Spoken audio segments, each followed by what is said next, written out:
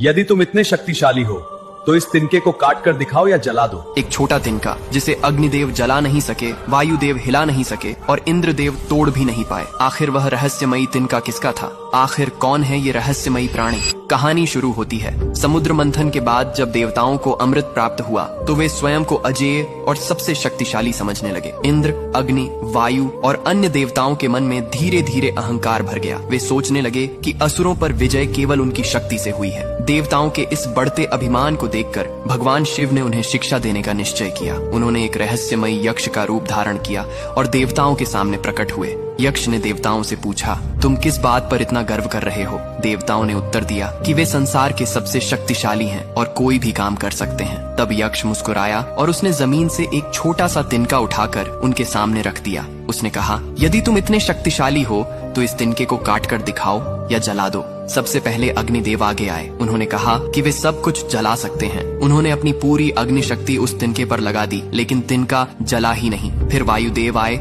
और बोले कि वे पर्वत तक उड़ा सकते हैं। उन्होंने पूरी शक्ति से उस तिनके को उड़ाने की कोशिश की, पर वह हिला तक नहीं। अंत में इंद्र स्वयं अपने वज्र के साथ आगे बढ़े, पर वे भी उस छोटे से तिनके को काट नहीं सके। तब सभी देवता आश्चर्य में पड़ गए और उनका घमंड टूट गया। उसी क्षण वह रहस्यमय यक्ष अचानक अदृश्य हो गया और आकाशवाणी हुई कि वह कोई और नहीं